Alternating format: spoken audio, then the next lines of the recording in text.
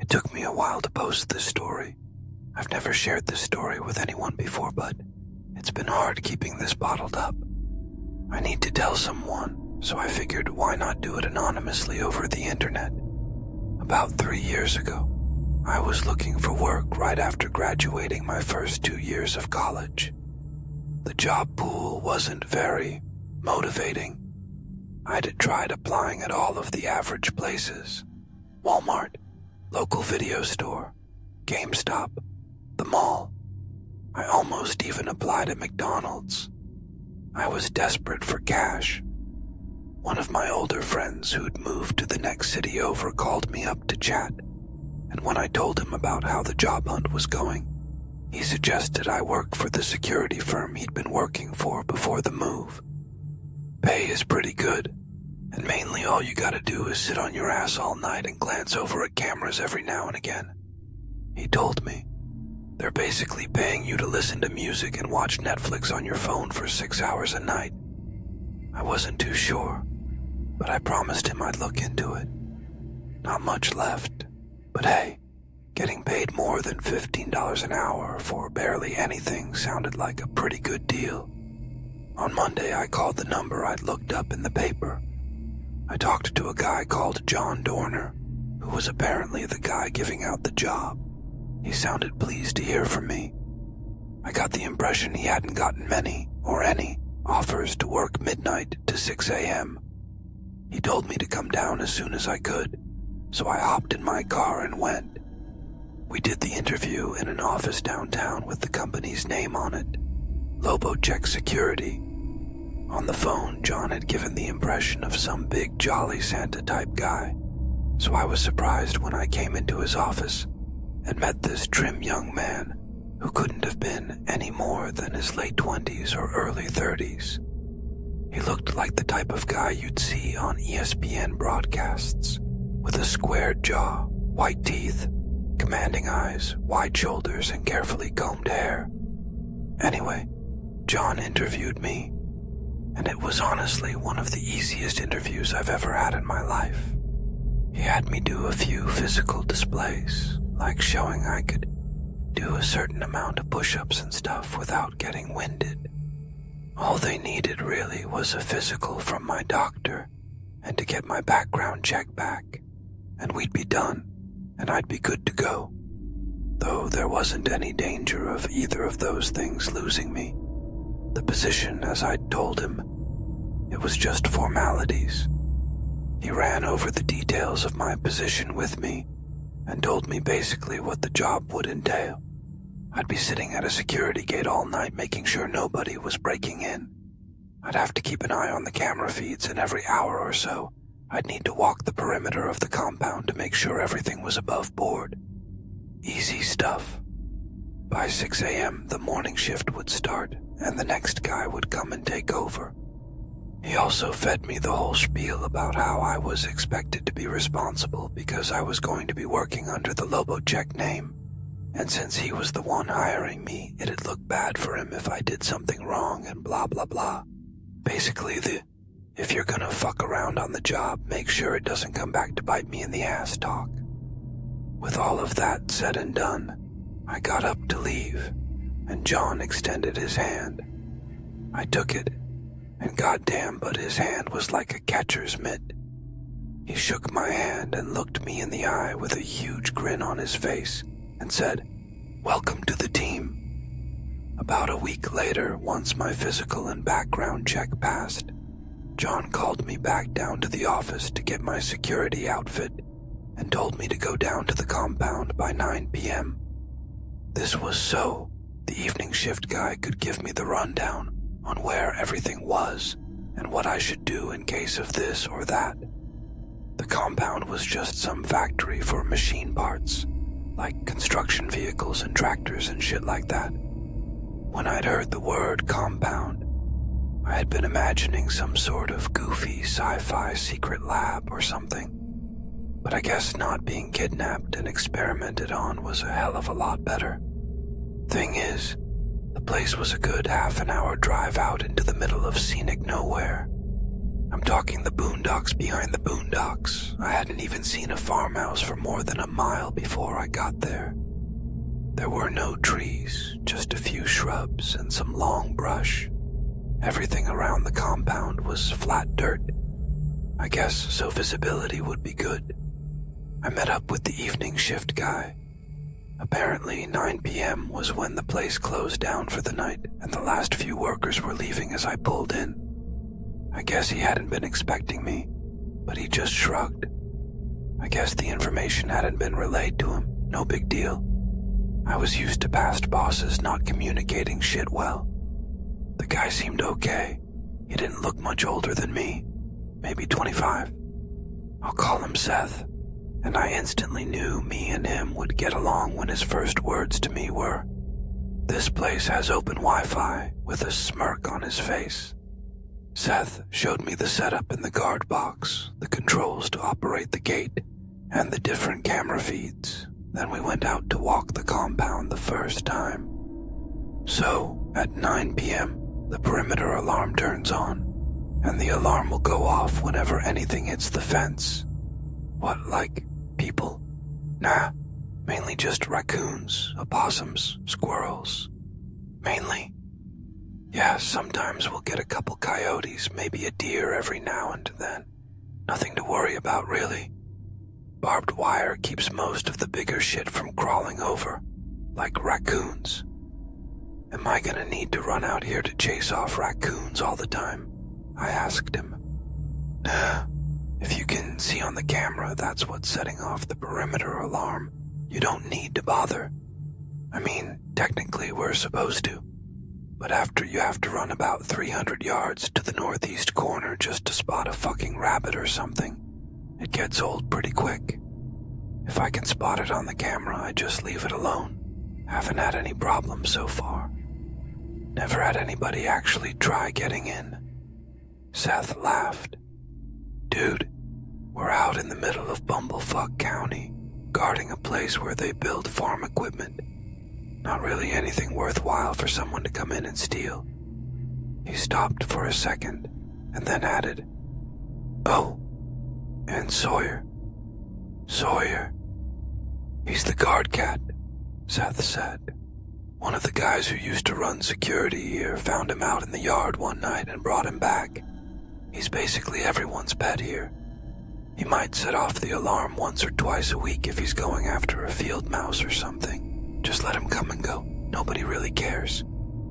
We walked around the rest of the compound, and Seth showed me where every camera was.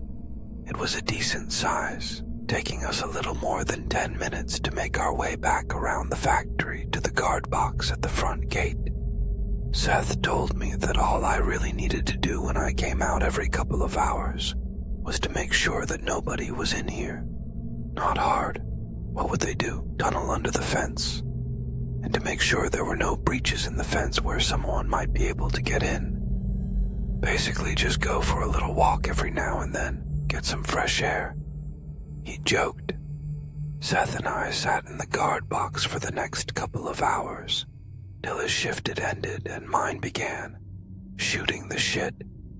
At one point, a scruffy-looking brown cat came waltzing in and brushed up against my legs. I reached down to pet him, and that's when I noticed it had something in its mouth, and I drew my hand back so fast I almost hit myself in the face. "Looks like Tom Sawyer brought you a little welcoming gift," Seth laughed. It was the biggest fucking rat I'd ever seen in my life. Like, this thing could probably pass off as a chihuahua in the right light. What was worse is that it wasn't dead. Sawyer had ripped the thing open from the throat to the crotch where he had it in his fangs, and its guts were hanging out, but the rat was still squirming weakly in his mouth. I was glad that I hadn't just eaten dinner. Seth grabbed Sawyer by the scruff of his neck like a mother cat and gave him a little shake over the trash bin until he dropped the mutilated creature into the garbage, and then he stepped outside and pitched it over the fence into the dirt.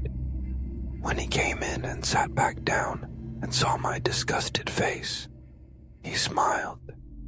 "Sawyer will do that from time to time. He brings you little presents like that to show he likes you. Just toss him. Something will come by later and get it.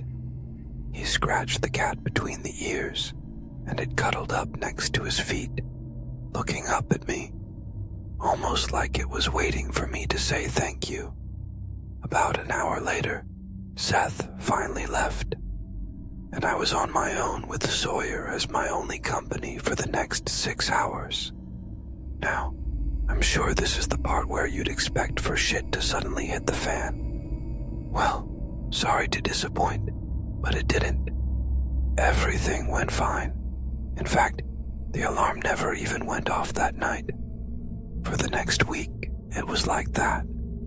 I'd sit in my box watching videos on my phone, or texting, whatever, and Sawyer would either be curled up near my feet, out hunting, or just wandering in general. The perimeter alarm was set off a few times, but it was only ever a squirrel or an opossum like Seth had said, or Sawyer prowling around. Sawyer was even kind enough to bring me one of the squirrels one night, gutted just like the rat he'd brought me the first night, and I patted him on the head and tossed it over the fence just like Seth had. Seth had been right. Some animals came by at some point and took the remains away when I wasn't paying attention. It went on like this for about another week. That's when shit started getting kinda weird. One night I was sitting in the guard box playing Angry Birds when the alarm went off for the southwest fence. I looked at the camera, but I couldn't see anything. I gave it a couple of minutes, but when nothing popped up on the feed that could have set off the alarm, I grumbled and got to my feed, clicked on my flashlight, and stepped out to go and check it out.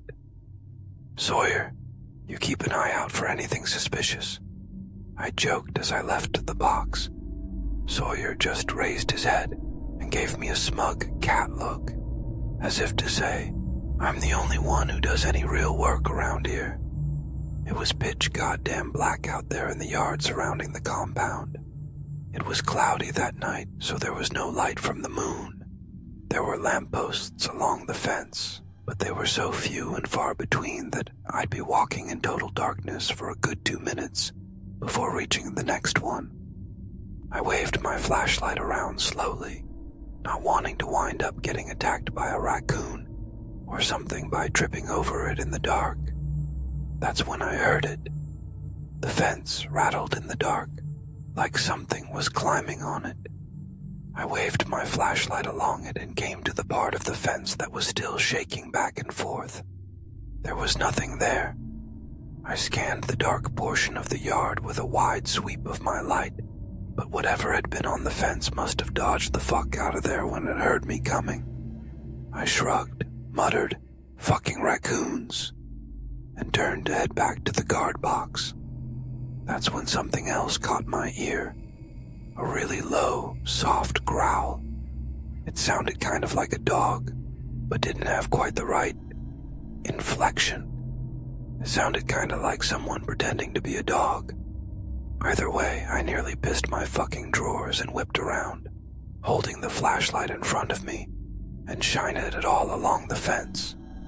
The light went pretty far, but it didn't matter. Whatever it was hiding out in the brush about 10 yards from the fence. So naturally, I bent over and picked up a rock off the ground and chucked it as hard as I could in the direction I thought the noise had come from. Whatever it was must have gotten spooked, because I could hear something go crashing through the brush away from the fence and into the night. I shuddered a bit, backing away a few steps from the fence, and then felt like a huge pussy. Seth had told me there were coyotes that came around here sometimes. I'd even heard them whining out there in the fields a few times the past week. What the hell was I afraid of? Coyotes were super scared of people, and besides, I had a huge chain-link fence separating it from me. I sighed and smirked at my own cowardice, and then turned and headed back to the guard box. The one thing I couldn't get out of my mind, though, was a single thought. Could coyotes climb fences? The next few nights were pretty uneventful. Sawyer brought me a young baby rabbit whose head he had ripped off, and I pitched it over the fence like always. Then Thursday night rolled around. It had to be around 2 a.m. when the alarm jolted me awake. I guess I'd leaned back in my chair and dozed off for a little while. I looked at the camera, and for a change I could actually see a coyote this time, pressed up against the fence on the east side. I sat there and watched it for a minute, but it didn't seem like it planned on moving anytime soon. I wasn't about to sit there and listen to this freaking high-pitched buzzing until the dumb animal decided it was gonna fuck off back into the field. So I took my flashlight and headed out. But almost as soon as I had left my box, the alarm shut off. I stopped and looked back. I went back into the box and looked at the feed, and the coyote was gone. Lucky me, or so I'd thought, until I heard a high-pitched animal shriek from outside. It sounded like a dog, yowling in pain. Sawyer immediately sat up and backed into a corner, letting off a low, agitated sound. He didn't like that sound. This cat had slept through pretty much every alarm since I'd started this job, but this sound made his fur stand on end, and he scrunched himself up in the far corner of the guard box. I'd guessed it must be the coyote. I figured maybe it was fighting with another member of its pack, but then it just kept on going and going, and it was even worse than the alarm. I couldn't see anything on the feed, so I figured I'd head out and yell at them and toss a few rocks until they left, and I could get some peace and quiet. I wish I hadn't. As I made my way out to the east fence, the wailing became more and more piercing, almost agonized. When I was drawing up within about 20 yards from that point in the fence, it suddenly dropped almost dead quiet. It was like someone had hit a mute button. I don't know why. Maybe it was because I knew the thing must have died, but my mouth was suddenly really dry, and my entire body tensed up for a second. I scanned along the fence, and my light illuminated 2 small orbs near the brush. My culprit. "Go on, get out of here," I shouted. It didn't move even an inch. I bent over, picked up a few rocks, and chucked them all at the animal. Something ran away in the brush, but the coyote's eyes were still staring back at me. I squinted and approached the fence closer, getting right up on it until my nose was practically touching the metal. That was a mistake. I wasn't looking at a coyote, not a full one anyway. The top half of it was lying on the dirt around the fence, looking directly at me, but at its midsection, it just ended. Its intestines were trailing behind its top half, back to the edge of the brush, disappearing into the tall grass. I fucking gagged. I stumbled back and turned my eyes away, not wanting to look anymore, but not being able to help myself. It was like morbid curiosity. I trailed my flashlight down and could see drag marks in the dirt leading from the fence.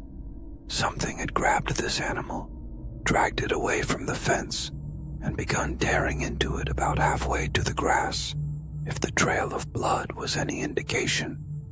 I had heard that coyotes were cannibalistic, but this was not what I had been expecting to find. This wasn't just some dominance dispute. It was brutal. That's when I heard a very soft whimper and looked back at the coyote. It was still fucking alive.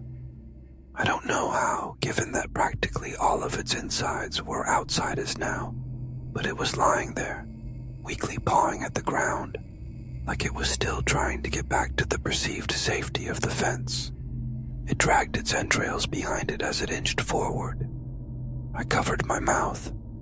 I didn't want to watch. Seeing anything in pain like this was just wrong in my mind, but it was so surreal I couldn't help myself. It reminded me of the animals Sawyer always brought in.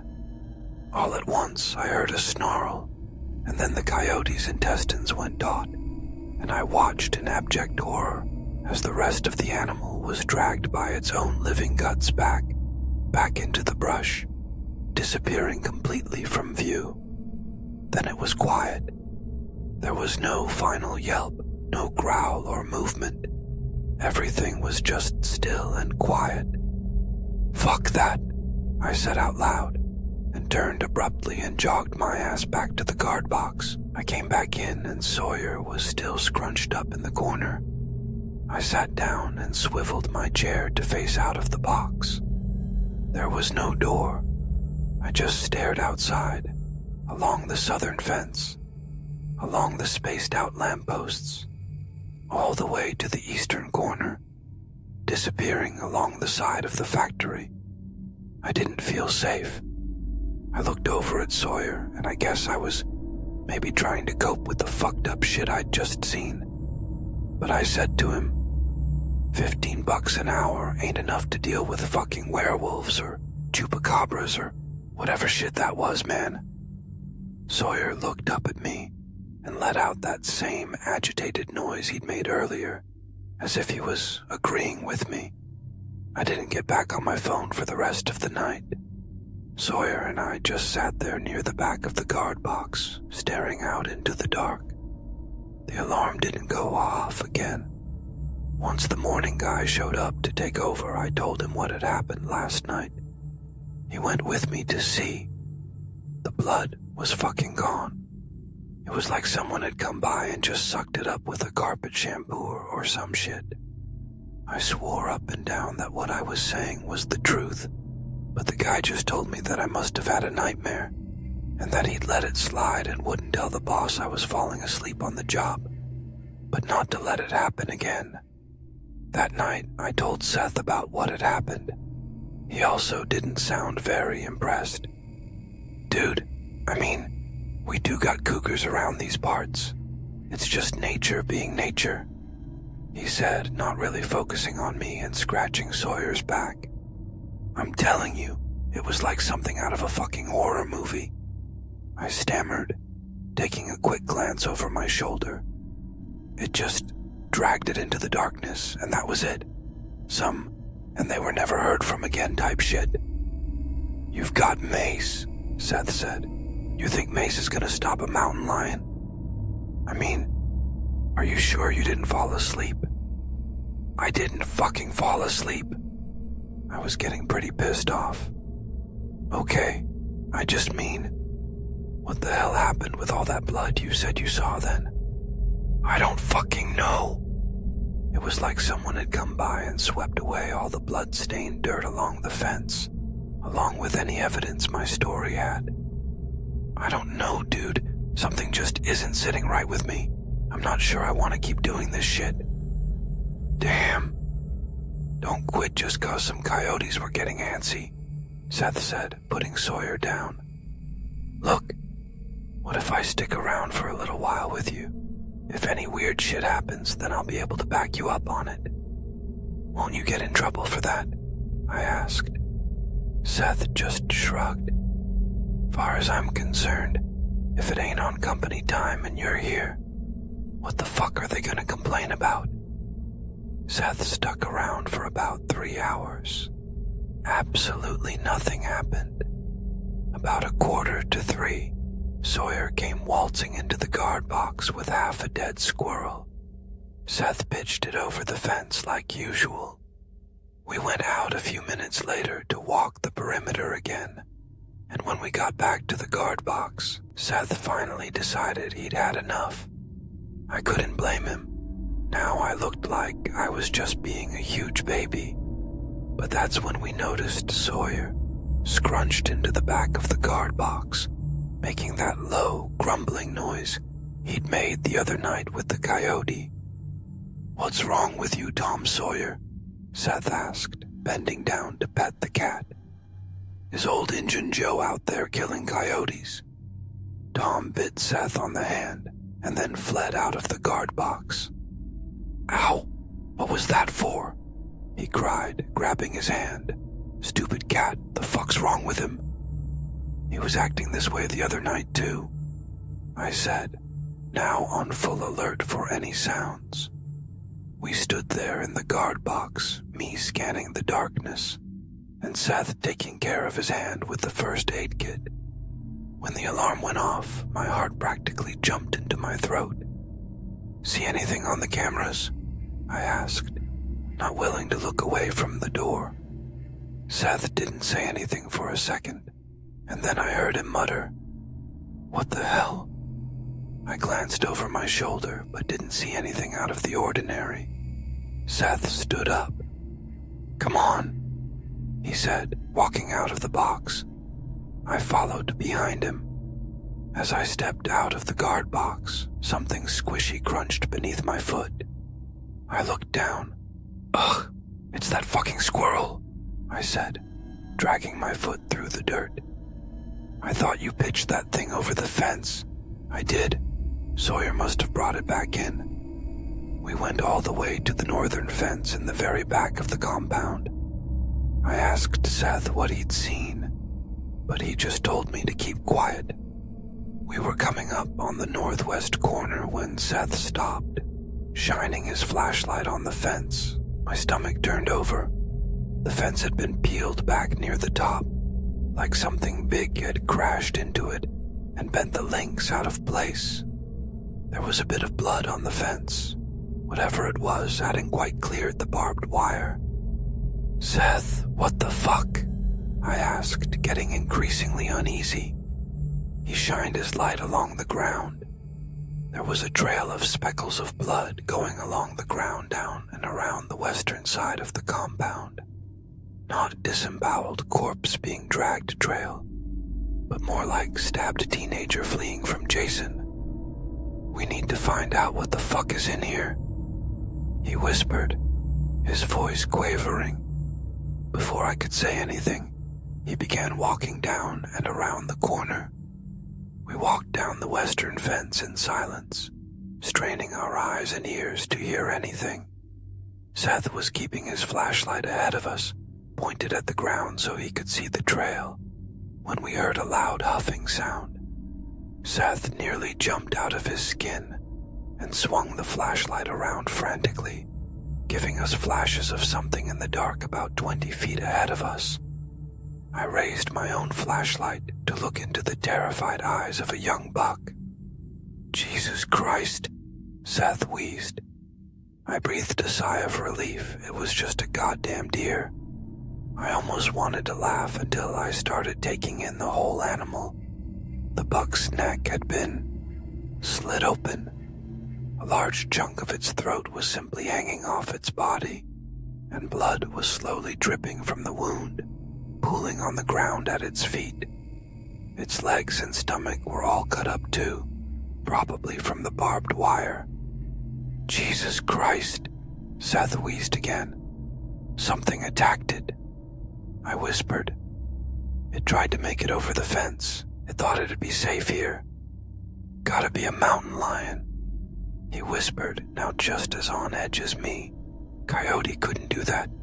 Not to a good-sized buck." Suddenly, the animal froze. Its breathing stopped, and its ears swiveled back and forth. It turned sharply and bounded right past us and over the fence again, getting its back legs caught in the barbed wire and ripping a portion of it down off the fence.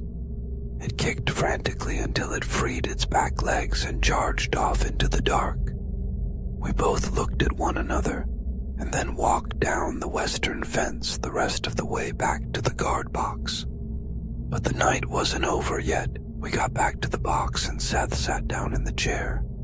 I stood with my back against the far wall, looking out the doorway. The squirrel was gone. I guessed Sawyer must have taken it. "Dude, this isn't what I was told the job would be like. Nobody said anything about fucking mountain lions," I said in a hushed tone. I don't know if I was afraid something would hear me or what. "This kind of shit never happened on my watch," Seth said. "I've never even seen hide nor hair of any cougars out here. Why the fuck wouldn't they give us a gun or something?" I was kinda pissed off. What the fuck was Mace gonna do to a mountain lion? Piss it off even more while it mauled us to death? "I'm fucking calling John," I said finally, taking out my phone. John. Seth tilted his head a bit. Yeah, this job isn't worth having to tussle with a fucking mountain lion. Who's John? John, you know, that manager guy or whatever you call him. He never told me anything about fucking mountain lions. I hit John in the contacts and held the phone up to my ear. We're sorry. The number you have dialed is either disconnected or is no longer in service. You're fucking kidding me. I almost threw my fucking phone outside. What the fuck, John? Dude, there's nobody named John that works with us. Seth piped up. It's me in the evening, you from midnight, Tony on the morning shift, and Michael on the afternoon. The guy who runs this shit is named Jeremy. No, I said adamantly. John's the one who interviewed me. He's the one that hired me, John Dorner. I'm telling you, there is no John Dorner working with us. Seth said, I don't know who the hell you talked to, but they definitely aren't with Canton Security. Canton? Yes. Something wasn't right. That was obvious. My pulse started to quicken. My throat was dry, and I began to sweat. Not Lobo Check Security. Lobo what? We work with Canteen Security, man. Jeremy Canton, Seth said. Never even heard of what you're talking about. I tried my phone again. I put in John's number myself this time. Still the same message. We're sorry. The number you have dialed is either disconnected or is no longer in service. I looked down at my phone. My mind was a total blank. I slowly looked up at Seth. Then, who was I? The sound was so sudden and ear-splitting that I dropped my damn phone and Seth nearly fell out of his chair. Somewhere outside of the front gate, a cat was screaming. Jesus Christ, Sawyer, Seth yelled, scrambling to his feet and leaning outside. Hit the gate, he said, and rounded the outside of the guard box. The gate slid open and Seth went out about halfway to the brush with his flashlight, scanning it for Sawyer. Suddenly, the noise stopped. I couldn't hear anything but my own racing pulse beating in my ears. Seth called out to Sawyer, trying to call him in, but there was nothing. After a minute, he began to slowly back up to the gate. That's when I saw something out of the corner of my eye come flying out of the grass. It smashed into the window with a loud bang, only a few feet from Seth, and he shouted and stumbled backward. If I hadn't been leaning against the wall, I'd have tripped up too. There was a trickle of blood running down the front of the window. I called out to Seth, and all I heard was a sob in response. I cautiously made my way out and crept around the back of the guard box and came up behind Seth. He was frozen, looking over at what had hit the window. I'm sure you can guess what it was. I don't want to go into detail.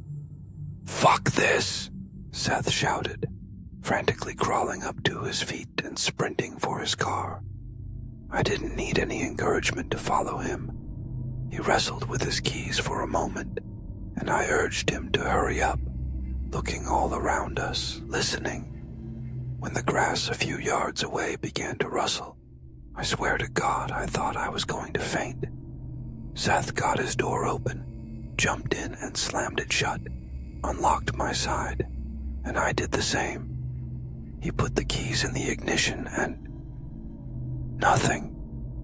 What the fuck? He shouted, slamming his fists on the wheel. What the fuck? Something rushed from the grass and slammed up against the car. We both screamed, and I screamed even louder when I saw what it was. There, staring at me from Seth's window, was the guy I'd known as John Dorner. This time, however, his eyes were manic and bloodshot, and his hair was a wild mess. He was caked in bit of fur, blood, and gore. His teeth were coated in dried blood, and drool was running down his face. He was breathing hard fogging up the window. He tapped on the window with a blood-clotted knife he had in his hand, and then let out a joyful, depraved-sounded sigh that turned into a giggle. "It's you." He breathed in a sing-song tone. "Here to check on you." Neither of us could speak. I couldn't breathe. John crouched down and made his way over near the guard box, crawling on all fours like a wacko fucking Tarzan. I didn't want to turn around. I could see what he was doing in the rear-view mirror, though. He was eating. Oh, Jesus Christ. He came back over, carrying Sawyer. He mashed him against the window and smeared it all over, then started licking the window clean. "So good," he gasped. "Best thing I've eaten all night." Seth was crying. I'm pretty sure I was too. I can't really remember what happened after that. I think my mind might have temporarily just shut off. What I can recall, the guy just sort of vanished back into the brush. Seth and I sat in his car for the next 3 hours. We didn't talk, we didn't move a single muscle. We were too afraid that he would come back. When Tony, the morning guy, came to relieve me, he found us both completely freaked out of our minds. We called the cops. They looked around the area and the fields surrounding the compound. Other than finding dozens of mutilated animal corpses, there was no sign of this supposed crazy mystery man. Tony thought we'd been up all night doing drugs. When everything came to light, turns out I'd never actually been hired by anyone. Nobody, I guess, brought me starting here up to that canteen guy. And when he heard my name, he said he'd never spoken to me before in my life. The police reviewed the security tapes, but the tapes cut out before 3 a.m. It seemed as though a frayed wire was to blame. Just poor wiring, they said. Just poor wiring. The police told me that John Dorner was the name of a man who had died in the 1960s. There was no such business as Lobachek Security, and when the police investigated the office I'd visited, it was registered as having been on the market for more than 4 years. Not a single trace was left that this guy even existed. The police said to call them if anything else were to happen, but they literally had nothing but the word of 2 mentally unstable 20-somethings to go on, and it seemed pretty clear that they didn't really believe us. I tried calling my friend who told me about the job, but he never answered any of my calls or messages.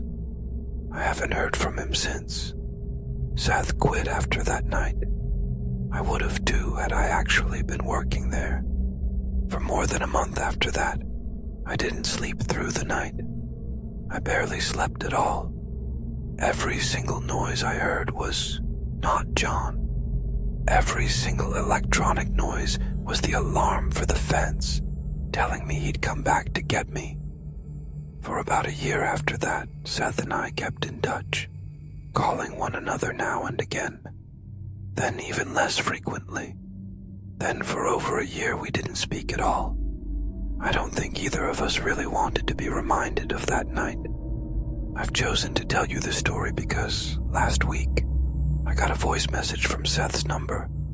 Only there wasn't a message, just noises, like someone chewing with their mouth open.